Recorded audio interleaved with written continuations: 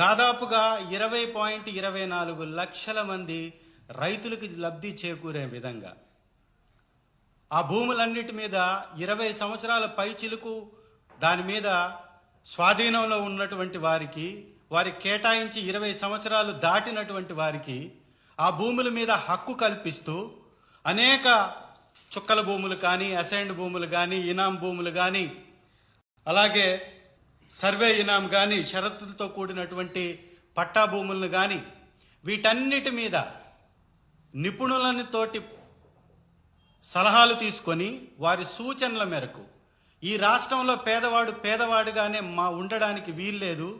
పేదవాళ్ళు ఖచ్చితంగా వారి యొక్క భవిష్యత్తును దిద్దుకోవాల్సినటువంటి అవసరం ఉంది. అత్యధికంగా దీనిలో దళితులు ఉన్నటువంటి వారు ఎక్కువగా ఉన్నారు.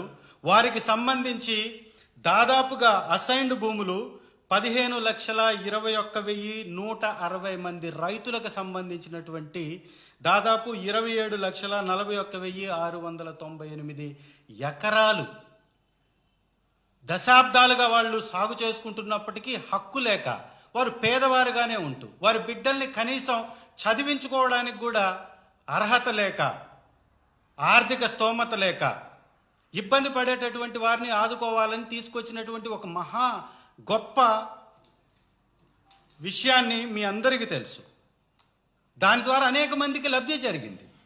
ఇవాళ కూటమి నేతలు వారికి మాత్రమే మూటలనే విధంగా మంత్రి గారు అనగాని సత్యప్రసాద్ గారు ఈరోజు వారు కొన్ని వ్యాఖ్యలు చేశారు. అసెంబ్లీ సాక్షిగా కీలకమైనటువంటి వ్యాఖ్యలు చేశారు. 25,000 ఎకరాల అసైన్డ్ భూమి రిజిస్టర్ అయ్యాయంటే ఎందుకయ్యా మీకు అంత కడుపుమంట? ఏం కాకూడదా? పేదవాడు పేదవాడిగానే ఉండాలా? పెత్తందారి లాగానే ఉండాలా? కూటమి నేతలు మాత్రమే మూటలు దోచుకొని కట్టుకొని తిరగాల? పేదవాడు తను 20 సంవత్సరాల నుంచి సాగు చేస్తున్నటువంటి భూమి మీద హక్కు పొందడం అనేది తప్ప? దీని మీద ఎందుకు మీరంతా ఈ రకమైనటువంటి పక్షపాత ధోరణి వ్యవహరిస్తున్నారో కూటమి నేతలు చెప్పాల్సినటువంటి అవసరం ఉంది. వీరు చాలా విచిత్రకరమైనటువంటి మాటలు మాట్లాడారు. పేదవాడు ఎన్నో సంవత్సరాల నుంచి కలిగి ఉన్నటువంటి భూమిలో ఇన్సైడర్ ట్రేడింగ్ జరిగింది అంట. ఎలా జరుగుతుంది సార్? మంత్రి గారు, మీరు నిజంగా స్పృహ ఉండే మాట్లాడుతున్నారా? దీని మీద అవగాహన ఉండే మాట్లాడుతున్నారా?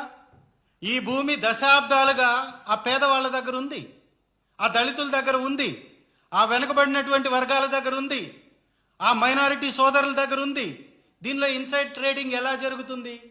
అంటే పేదవాడు ఎదగటాన్ని చూడలేనటువంటి కూటమి పేదవాళ్ళని బాగు చేస్తుంటే అడ్డుకునేటటువంటి కార్యక్రమాలకు పాల్పడుతూ వాటిని అడ్డుకోవటానికే ఒక ప్రణాళికాబద్ధంగా ఇవాళ సత్యప్రసాద్ గారితో, మంత్రి గారితో వ్యాఖ్యలు చేసినట్టుగా ఈ కూటమి ప్రభుత్వాన్ని మనం ఒక్కసారి గమనించవచ్చు.